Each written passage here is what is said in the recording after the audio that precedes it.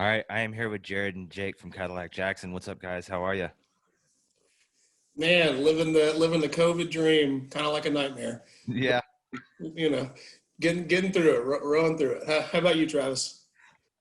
I'm doing well, doing the best we can. Just kind of like everybody else, it took a lot of shock. Jared and I were talking about it earlier, the shock of no shows and kind of the music scene or music industry stopping, and then us figuring out what's next has been kind of it's been like you said, it's been up in the air. It's different. Yeah, the birth of drive-in festivals. That's been kind of interesting, right? Yeah, I think it's been a lot of people are looking at putting their skill sets into different areas and kind of seeing what they have and what they can do and kind of fit and see what they can make happen to see what they, for shows and stuff. I guess it's been different for sure, but it's good to hear that you've been writing and doing a bunch of that, and we'll get to your guys' EP here in just a second. You say you've been writing every day? Oh man, every Wednesday since we got done recording the album, we get together at the Caddy Shack every Wednesday, and we do like an hour to an hour and a half of improv. Trying to come up with fresh new ideas, just improv licks, and then so we are down the road here in a couple of weeks, maybe a couple of months, we're going to release some of those improvs as like a kind of like a side B to this dynamic Neptunes album that we just dropped. So you can see here was pre-COVID and everything was cookie cutter tight. Everything is like, locked in the studio. Here's COVID bubble day jams is what I would call it. Did you guys jamming like this before the COVID hit? Not really. No, not really. We've never spent a whole lot of time on improving. We like to do it. It's fun, but like we're like back when we used to play gigs, we were like really rigid on like, let's have the tightest, 2 hours we could possibly have, no room for, dicking around. Like, let's just get the best stuff out that we can. So the improv thing is kind of new for us, but we've really enjoyed doing it. And it's become like, we kind of gotten competitive with it where it's like, we're going to play for 15 or 20 minutes straight. And like, I'm going to be so pissed off at myself if I miss a note. Like, it's just ridiculous. But it's been super fun and really different from anything that we've ever. Kind of pushing you guys musically with each other in a different fashion, maybe? Yeah, definitely has been able to kind of spark some new, new chemistry. We love the improving.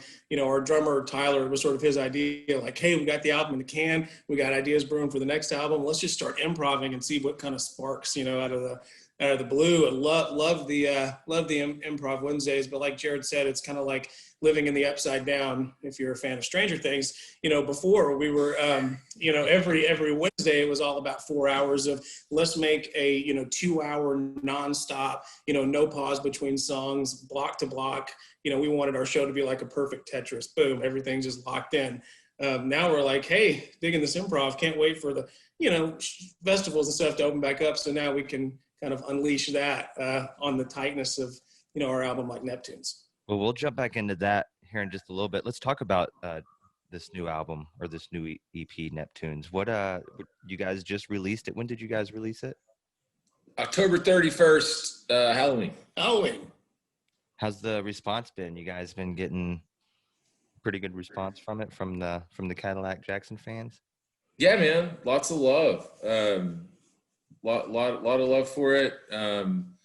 We're basically, it's weird. Like when you put something out like that, you spend so much time writing it and working on it and like tweaking, and then you put it out, and it's like for us, it's just like, okay, so now what? It's like it's weird, like to get like because we get really great feedback on it, and it's fun, but it's just like I don't know, man. It's just such a weird process, like going in and writing and recording and then putting stuff out. And then you're halfway through the next thing by the time the last thing came out or whatever. But I don't know. It's weird. But we're trying to like really enjoy it. We spend a lot of time on it. It's easily by far the best thing we've ever done musically. And yeah, we're getting lots of love, particularly Lots of love for Elevator and Elevator, and what a shame. What a shame. Even a lot of our friends from other bands out in Texas and Oklahoma, Missouri, we're getting a lot of out of state love, and of course the natural state just digging it, getting a lot of Fayetteville love. Unfortunately, do an album release show at George's or something like that, which would have been incredible. So making the most of it without it being able to do an album release show. But yeah, we spent the last 3 years writing, polishing these songs. We actually had about 16 songs and whittled it down to the the starting 5 with the sub off the bench, getting the top 6 in. So we're super stoked about it and couldn't be more pleased with the production from Echo Lounge and their team out there, man. It was just a blast. Adam and Sean are amazing. Awesome dude. What was that experience like, guys? What was the recording like? Did you guys say you had a good time? Did you when did y'all do it? You guys did it a while back, didn't you? We started, I believe, in November 2019, and then we finished the last little tidbit in, I think, late February 2020. But it was super cool, like all together. So the EP it's almost half an hour long. I think it ended up at like 28 minutes and some change. So it's nice and easily digestible, I think. But yeah, man, we went in, we did pre-production at our studio, the Caddy Shack, just getting everything to the click and lined out, and then go in and Tyler tracks the drums, and then we throw the bass on and the guitars and the keys and stuff. But Adam and Sean, awesome dudes. It was just a lot of fun. Like, they were super cool. Kind of like the ideal version of that setup is like they're super encouraging and positive and all that. And there with a suggestion, if you're sort of looking for something there, if you can't quite get there on your own, but not pushy in any way, just like super cool, supportive, awesome experience for me, at least. Yeah. I think Jared nailed it. Those two guys are just straight up pros and were extremely helpful in regards to, you say you had a couple of different ideas for keyboard tones. I'm looking at both of my Moogs going, hey, do I want this sub-fatty tone? Do I want this nice, Bernie Worrell style little Moog tone? And then they kind of throw their suggestion in there. So it was very, very helpful in helping bring to light, everything that we had dreamed about Neptunes being. So I highly recommend using that, those guys in their studio for anybody in Northwest Arkansas looking for a place to record. Yeah, they're located right there in Johnson, aren't they? Right off the main street. There, yeah, just across from, kind of across and adjacent to Wright's Barbecue.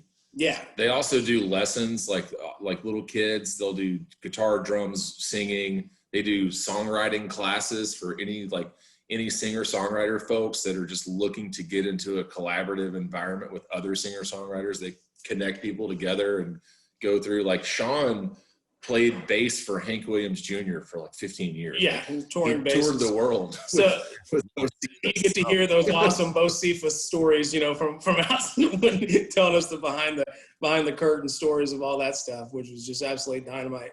Yeah, it was pretty cool. They let us set our gear up in there for about three or 4 weeks, and then it was pretty cool. I'd come in to lay my stuff down, and there'd be like a 7-year-old kid in there looking at my keyboard rig going, oh my God, I want this someday. And I'm like, man, let me hear your chops. And those kids are coming in. I'm like, dude, you're going to be 10 times better than me. Like, that's good. But it was very cool. So for the people that know the dynamic of the band, you guys have 3 brothers, and Tyler, who recently joined the band in the last, how's it been? Has it been a year? Oh, dude, it's been almost 3 years. 3 years. Yeah. So we'll dive into that in just a second. How long has the band been together? You guys have been playing for a while. Okay, I'm gonna give like a 60-second band bio here. Give the elevator speech. Let me think. Okay, so we started in 2010. 3 of us are brothers: Jared, Jake. I play guitar. He plays keys. Josh, who is Jake's twin, but my younger brother, let that settle for a second. He plays bass. And then our drummer is Tyler. Tyler's been with us since basically January 2018.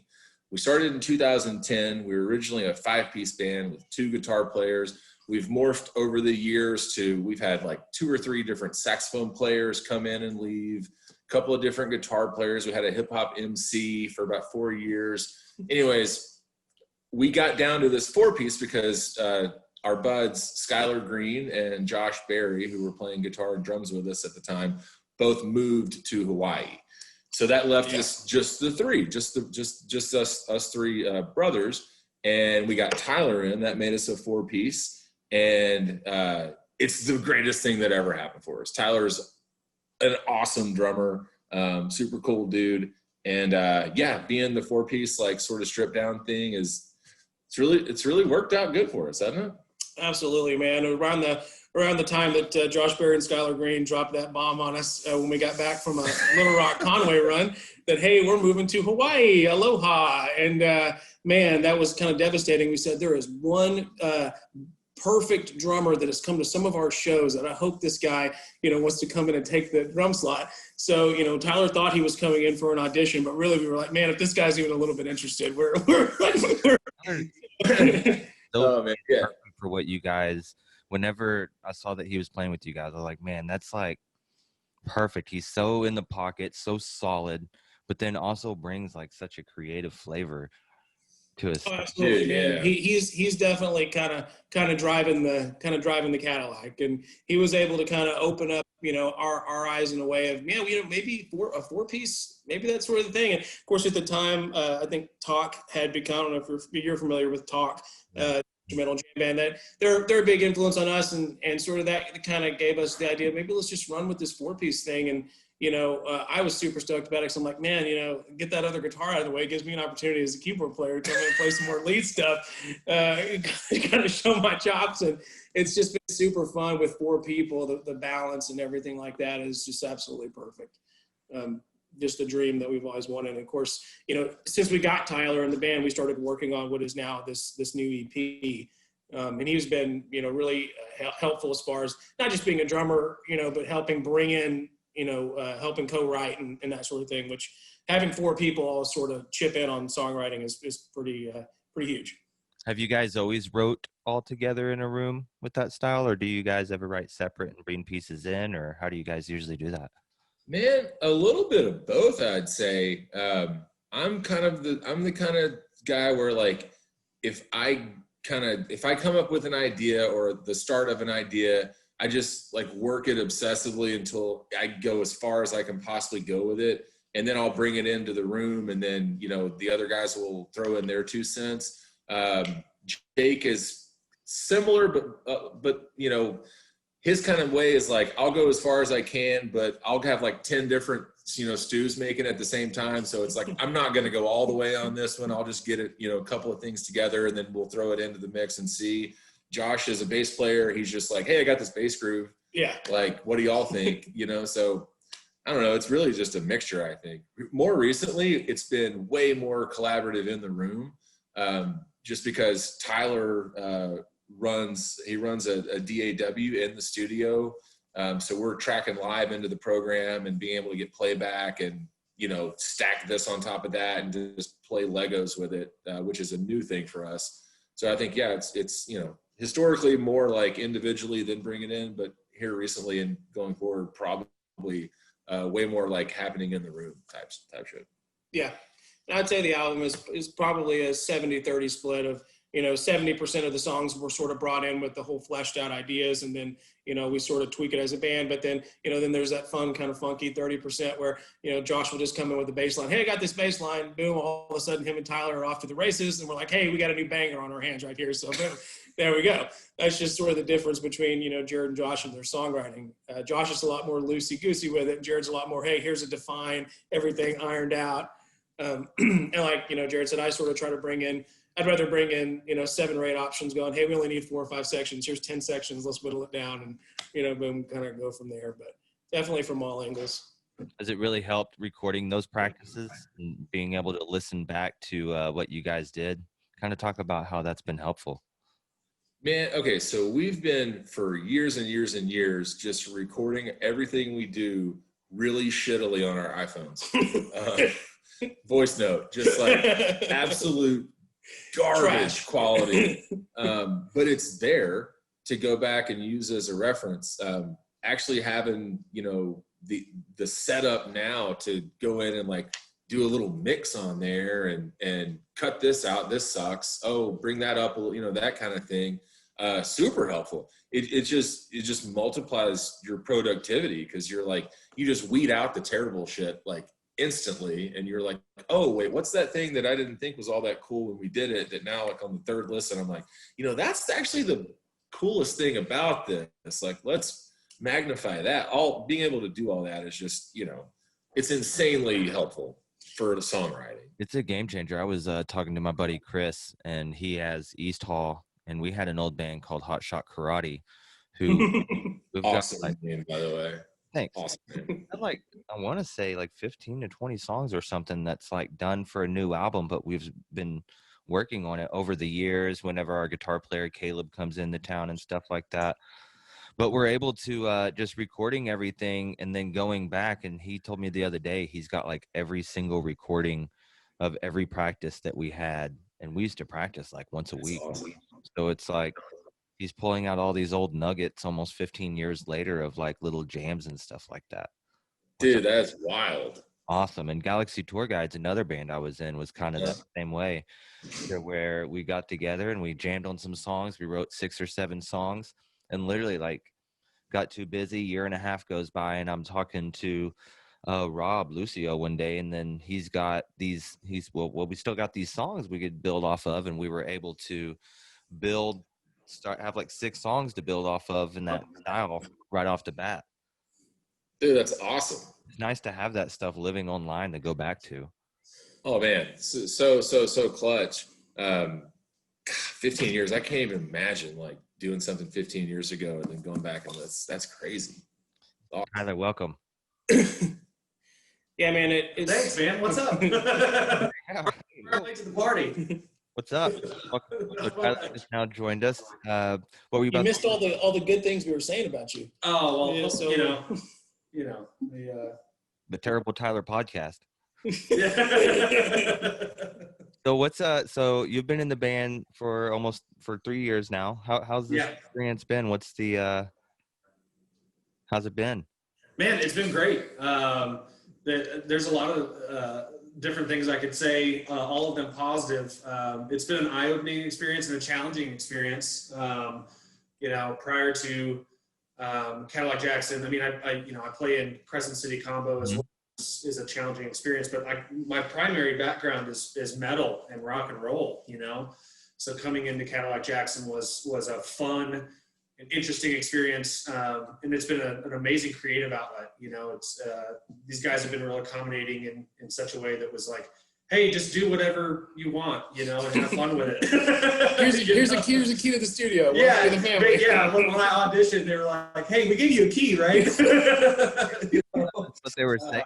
So, and we were talking just before you got here, we were talking about how much it's been helpful, recording practices and being able to go back and listen to things that you may have written previously and going back and pulling them back out, and how you've brought that kind of to the table of having everything, hooked up. Yeah. I mean, over the quarantine, I basically was like, hey, I'm going to learn how to record. And, previously, in the past years, we've kind of played around with like pre-production for Neptunes. In fact, we did pre-production on my laptop, but I really spent the quarantine kind of learning how to mix and properly, work the software. And so it's been incredibly beneficial to be able to record practices. And I don't know if you guys touched on the improv thing, but, we've been improving a lot. Basically every practice we come in and just kind of rock out for 15, 20 minutes. And it's been really helpful to just be able to have, a way to record and listen back. And, I really like what we did here. Maybe we could integrate this into a song. It's kind of added a whole new fun element to the songwriting process, that previously wasn't there, because, we can actually clearly listen back to what we were doing, Yeah, to Tyler's point, something about being able to record in our own studio and kind of hear it back, it kind of takes away the pressure of feeling like, hey, when I bring a song to the table, I got to bring the the meat and 2 veggies and dessert and everything. I can say, hey, here's a little riff. Tyler, let me, just you and me, like, let's just work out a keyboard drum riff. And then boom, the other guys come in the room like, hey, here's a section maybe for a song. And then, use that as like the acorn that becomes the oak. And then you can build a song around it, as opposed to the pressure of feeling like you have to have the whole thing ready to roll. It's eye-opening, and it kind of changes the perspective of, the starting point of writing a song. Especially during COVID, when we have all this free time, it's like, man, might as well push all our creative energy into coming up with the best, the best material we can. Definitely. It's kind of like a cheat code. Most definitely. Well, everybody loves warp zones, right? I always thought it was interesting. Maybe that's a new album name, Warp Zones. I don't know. I always thought it was interesting when you were doing kind of the hip hop thing for a while, and when you guys really dug into the funk. I remember talking to, was it Particle, a band that you guys? Oh yeah, Big time. love Particle Launchpad. Great, underrated. Go great out and album. get it. It's an awesome electronic instrumental album. I Awesome. remember you guys telling me about that. And around that time, I was, doing booking and stuff, and I was getting hit up by talk about coming to town. And it was really interesting to see where the jam and the funk and the fusion going into, like, the festivals, and kind of playing the genre of music that you guys are playing now, almost like the live electronica style stuff. And you guys were kind of right at the first of that wave, jumping on, catching on, and seeing that was something cool, that was almost like a new subgenre of music being created, which I guess it is. Live electronica, is that what you would call it? Like live dance music, where Good, yeah. Yeah, it's a hodgepodge. It's like the fondue pot of electronic funk. Yeah, because we've got progressive elements, I like the live. on talk, you guys talking about them being an influence. That's a very, there's some straight up metal riffs on. Oh yeah, Absolutely. Big time. Yeah, and seeing, I guess three of us, we got a chance to see Talk at George's, I guess probably 3 years ago, maybe it was 4 years ago at this point, and just seeing a 4-piece without a singer who's not using a laptop on stage, not using any backtracks of any kind, to be able to be as big as they were, as they are as a 4-piece was just super eye-opening. To see 4 people create that kind of a wall of great sounds, and kind of the mixture of rock and funk together, man. That sort of gave us, a little bit of a blueprint. But we were trying to get there, but kind of watching bands like that, it's like, man, okay, that's it. That's that they're doing it the way we want to do it. What bands are out now that kind of you guys are digging on? Is there any bands that everybody kind of keeps an eye on together, kind of as a collective influence or anything? Oh, for sure. I'd say Volpec is Volpec is a huge one. If you watch their live at Madison Square Garden, and I've probably seen it like 10 times, they're so eclectic, and the way they're able to bring in different singers and have different guest musicians. I would love to, No, there's this band from Houston that's super, super fucking cool. And I cannot pronounce their name to save my life. It's KHRUANGBIN, Krongbin or something. It's like an Indian word. I don't know. They're badass. I just came across them like not too long ago. I've just been going through their catalog. Mono Neon. I don't know. He's like the bass player that wears like the ski goggles and shit. He's had some. He was on this crazy instrumental thing that Teddy showed us. The Zildjian Live series that they do. Did you watch the new one with It's Ghost Note as the back band, right? Mono Neon is they're. It's nuts, man. I think collectively in the studio we've watched every one of those videos. in live series, I literally was watching like 2 hours of it last night. Like that's like one of those like, stream series, because they've got all of the jazz and the funk fusion people. Not the kid that plays bass with the faces. You know what I'm talking about? Yeah. Like 12 or something. Yes. Like there's him, and then like JD. All these gospel dudes in there. Like the whole gospel fusion is like a mind blowing. Like what? crazy world of like, how does funk and gospel, I don't know, it's just weird, man. Like there's a rabbit hole that's endless that you can go down on all that stuff, and you're just like, well, here's another amazing drummer, oh my god, here's another one, like who's this guy? It's just crazy, man. It's all those sub bands dropping off of Snarky Puppy when Snarky Puppy's not touring. Yes. Yeah. That's exactly right. Yeah. Well, because Spud is the band director for Ghost Note, and he played drums for Snarky Puppy I think he was their first drummer. Now it's Lewis, but yeah, I mean, he's just a wizard of a musician, you know. That live series is just mind blowing. You know, it's incredible. We watched some jam card videos too. They have a lot of really great, just like jam musicians that get on there. We watch a lot of videos. I don't know if there's like specific groups that we necessarily That's cool that you guys kind of watch things and kind of get inspired together. Yeah, absolutely, man. Yeah. I mean, that's half of our rehearsals is like, you know, let's drink a bunch of beer and listen to music we really like and gain influence. And then, you know, let's try to play something like it, or let's play something totally different, you know? Yeah. I would say that the hang is, you know, it's got to be 50% of, you know, what the experience is about. You know, Definitely. you gotta have that camaraderie and build some sort of a, you know, a good vibe, just kicking it, watching videos, listening to albums. And so, you know, we're not just in there like robots, just, hey, let's play our stuff. Right. Speaking of the hang, a little story about Tyler's audition. We knew who Tyler was. We'd seen him play with the combo and seen him around town or whatever, and he was like highly regarded in the music community around here. So we're like, this guy's really good. If he's interested in doing the gig, like we're gonna give him the gig, right? So we meet up at our place, and we're like, oh, let's jam around for a minute and see or whatever. And we played for 5 to 10 minutes or whatever, and we took a break and went outside for a cigarette. And he's like, so are you guys ready to start the audition? And we're like, no, you're in. You